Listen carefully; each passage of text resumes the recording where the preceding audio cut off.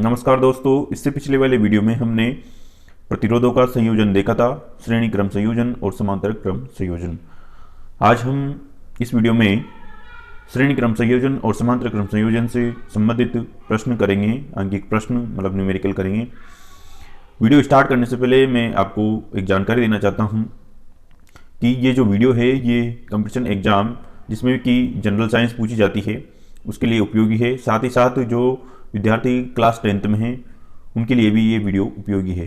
ठीक है, तो आप अगर किसी भी एग्ज़ाम की तैयारी कर रहे हैं जैसे कि रेलवे, ग्रुप डी का, पुलिस का, ठीक है, इनमें जिसमें भी जिस एग्ज़ाम में भी जनरल साइंस आपकी पूछी जाती है उनके लिए ये वीडियो बहुत ही महत्वपूर्ण है। तो चलिए वीडियो को शुरू करते हैं। तो आगे चलते हैं, क्वेश्चन देखते हैं 12.7। एक विद्युत लैंप जिसका प्रतिरोध 20 ओम है तथा चालक प्रतिरोध है, एक चालक तार है उसका प्रतिरोध 4 ओम है और इसको 6 वोल्ट की बैटरी से जोड़ा गया है। तो यहाँ पर ज्ञात क्या करना है, आपको प्रतिरोध ज्ञात, परिपथ का कुल प्रतिरोध ज्ञात करना है।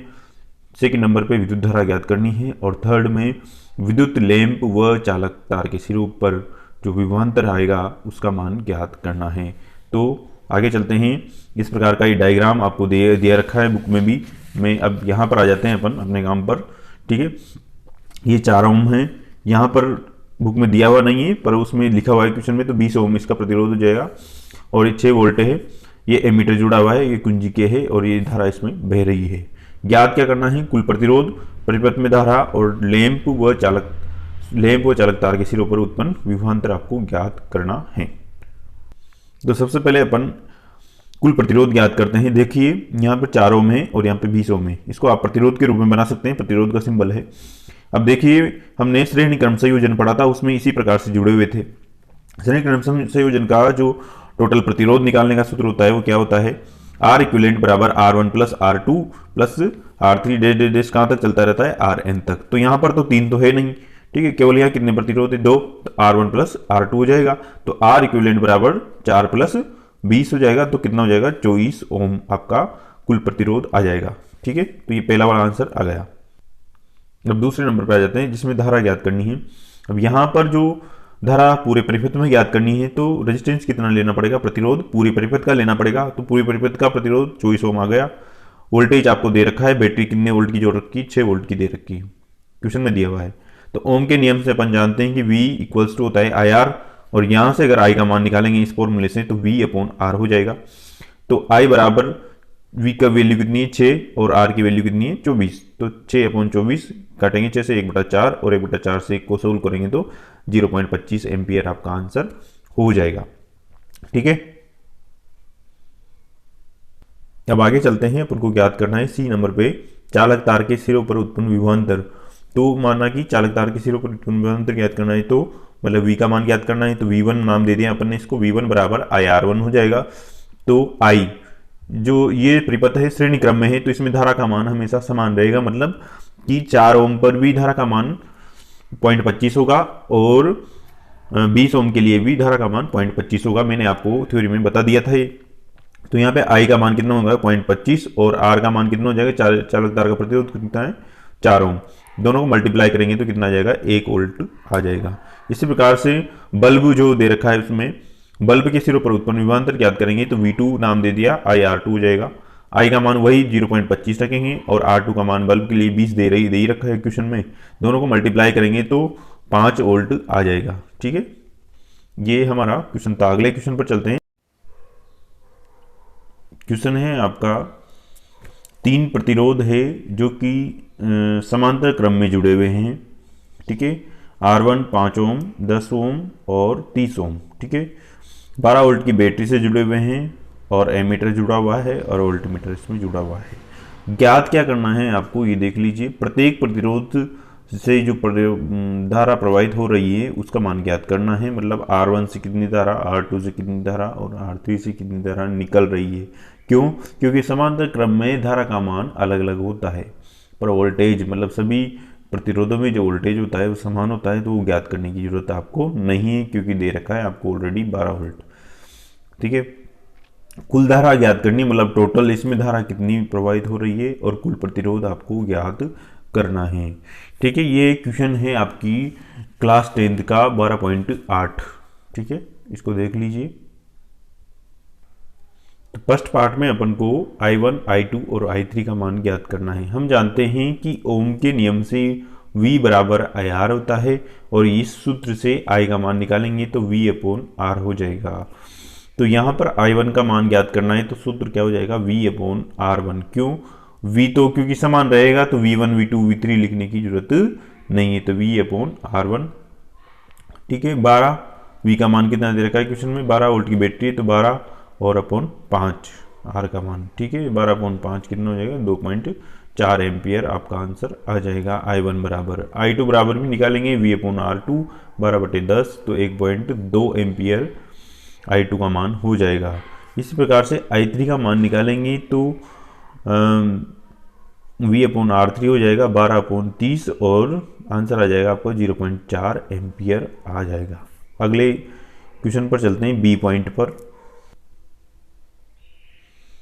अब इसमें बी पॉइंट पर कुलधारा याद करनी है तो समांतर क्रम में जो कुलधारा का मान होता है वो किसके बराबर होता है, I1 plus I2 plus I3 के, मतलब जितने प्रतिरोध है उनमें जो धारा भरी है उनके योग के बराबर कुलधारा होगी। तो कुलधारा I बराबर 2.4, I1 का मान रख देंगे, I2 का मान रख देंगे और I3 का मान रख देंगे। सभी को ऐड करेंगे, सभी को जोड़ेंगे तो 4 एम्पियर आपका आंसर आ जाएगा, मतलब कुलधारा कितनी आ जाएगी, 4 एम्पियर आ जाएगी। अब अपन को सी पॉइंट में आर इक्विवेलेंट मतलब कुल प्रतिरोध ज्ञात करना है परिपथ का। तो 1/R इक्विवेलेंट बराबर होता है 1/R1 plus 1/R2 plus 1/R3, days कहाँ तक चलता रहता है, 1/Rn तक समांतर क्रम के लिए ऐसे लिखा था फॉर्मूला। ठीक है, तो 1/R इक्विवेलेंट बराबर 1/5 1 प्लस 1/10 प्लस 1/13 मतलब 30 हो जाएगा। अब इन तीनों का एलसीएम लेंगे, कैसे सोल्व करते हैं ये देखना, यहाँ से गौर करना। इन तीनों का एलसीएम लेंगे, किन किन का, 5, 10 और 30 का, तो 30 आ जाएगा। अब 30 में भाग देंगे अपन सबसे पहले किसका, 5 का, तो 6 बार जाएगा, 6 इंटू 1 कितना हो जाएगा, 6 हो जाएगा। ठीक है, ये आपको मैथ्स में समझा दिया होगा, मुझे ऐसा ही आपको आता होगा। तो इस प्रकार हम हल कर लेंगे, तो यहाँ पर आ जाएगा 3 और यहाँ पर 1 आ जाएगा। ठीक है, तो ये हो जाएगा 10/30। किसका मान हुआ ये, यहाँ पर गलती हो जाती है, 1/R इक्विवेलेंट का मान हुआ है 10/30, या फिर ऐसे 0 से 0 कटेगा तो यहाँ पर हो जाएगा 1/3। ठीक है, ये तो 1/R इक्विवेलेंट का मान है। अगर R इक्विवेलेंट का मान निकालना है तो इसका उल्टा कर दो, जस्ट 1/3 का क्या हो जाएगा, 3/1। ठीक है, 3/1 हो जाएगा, 3/1 मतलब 3 ही होता है, तो 3 ओम क्या हो जाएगा, इसका कुल प्रतिरोध हो जाएगा। ये आपका आंसर है। ठीक है, अब क्वेश्चन देखते हैं अपना 12.9 वाला। ठीक है, मैं दिखा देता हूं आपको एक बार इसका डायग्राम। ठीक है, अब यहां आ जाते हैं, वो क्वेश्चन मैंने यहां पर ले लिया। R1 बराबर 10 ओम दे रखा है, R2 का मान यहां पर प्रतिरोध 40 ओम दे रखा है, R3, R4, R5 ऐसे आप सभी के प्रतिरोध आपको दे रखे हैं। ठीक है, एम्पियर मतलब एमीटर जुड़ा हुआ है, कुंजी लगी हुई है, सर्किट बना हुआ है, बैटरी जुड़ी हुई है, बैटरी का वोल्टेज दे रखा है 12 वोल्ट। ठीक है, अब देखते हैं इसमें ज्ञात क्या करना है। ज्ञात करना है इसमें कुल प्रतिरोध, इस परिपथ में जो कुल प्रतिरोध कितना होगा वो ज्ञात करना है। कुल विद्युत धारा आपको ज्ञात करनी है। ठीक है, मैंने डायग्राम में दोनों तरफ गोले बना दिए रेड कलर में। इसका मतलब ये है कि इन दोनों को सोल्व करना है पहले और इन दोनों को सोल्व करना है, इन तीनों को। ठीक है, तो करते हैं। अगर इन दोनों को सोल्व करेंगे तो यहां पर देखते हैं दोनों किस में है, समांतर क्रम में, और ये तीनों किस में है, श्रेणी क्रम में है। तो बढ़ते हैं आगे, कैसे सोल्व करेंगे। समांतर क्रम में क्या होता है, 1/R इक्विवेलेंट बराबर 1/R1 प्लस 1/R2 होता है, क्या होता है। ठीक है, तो 1/R1 का मान कितना हो जाएगा, 1/10 प्लस 1/40, ये दे रखा है 40, 10 और 40। ठीक है, इसका एलसीएम लेंगे तो एलसीएम कितना आ जाएगा आपके पास, 40 ले लेंगे। 40 ले लेंगे तो यहाँ पर 40 का भाग 10 में देंगे 4 बार, और यहाँ पर 4 बार, और यहाँ 40 का 40 में 1 बार। ठीक है, तो ये हो जाएगा आपका 1/R इक्विवेलेंट बराबर 5/40, या फिर कह सकते हैं 5 से 40 को काटेंगे तो 1/8, और 1/R इक्विवेलेंट बराबर आया है आपका 1/8, तो R इक्विवेलेंट कितना हो जाएगा, 8 हो जाएगा। ठीक है, बताया था मैंने आपको, ये आता है जो आंसर किस में आता है, 1/R इक्विवेलेंट में आता है, मतलब, और R इक्विवेलेंट निकालने के लिए आपको उल्टा करना रहता है, मतलब कि 8 तो ऊपर चला जाएगा, 1 नीचे जाएगा, तो 1 नीचे जाने से कोई मतलब नहीं निकलता है, तो 8 आपका आंसर आ जाएगा ऊपर वाले का।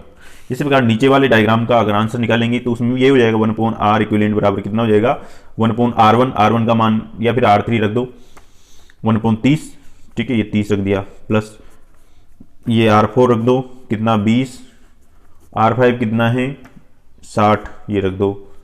ठीक है, 30, 20 और 60 का एलसीएम आपको लेना है, तो 60 ले लीजिए आप, बड़ी संख्या मतलब सभी में डिवाइड होना चाहिए, सभी का भाग जाना चाहिए सभी में।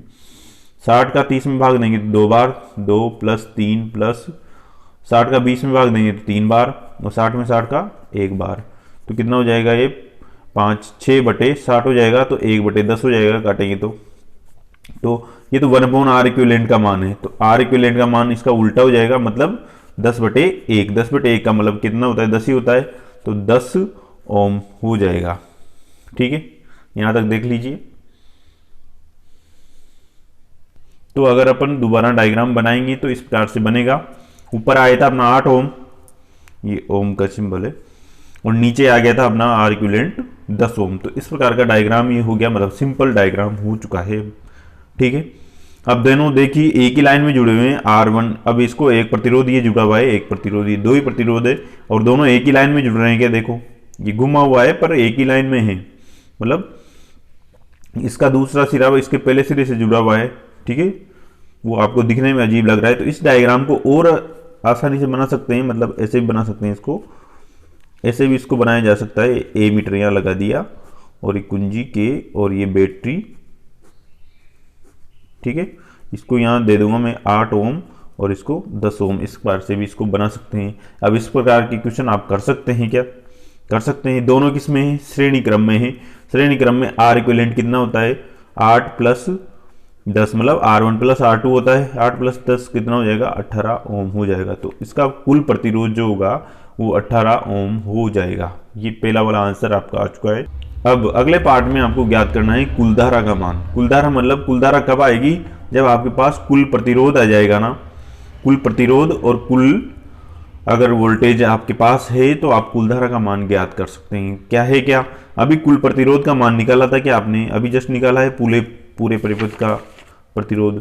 ठीक है, वोल्ट मतलब विभवांतर आपको दे ही रखा है 12 वोल्ट, तो 12 बटे कितना हो जाएगा, 10 प्लस 8 18 हुआ था, तो 18 12 प्लस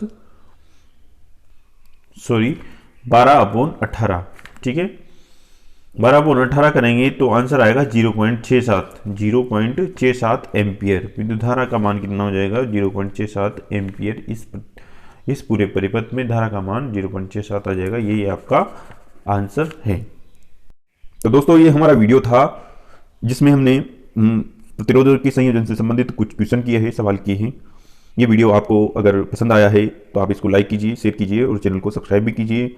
और आप हमसे जुड़े रह सकते हैं रेगुलर। हम इस चैनल पर विभिन्न प्रकार की जानकारियाँ और एजुकेशनल से रिलेटेड वीडियोज़ डालते रहते हैं। ठीक है, अगर आप जनरल साइंस पढ़ रहे हैं या क्लास 10th में हैं तो ये वीडियो आपके लिए बहुत ही महत्वपूर्ण होने वाला है। धन्यवाद।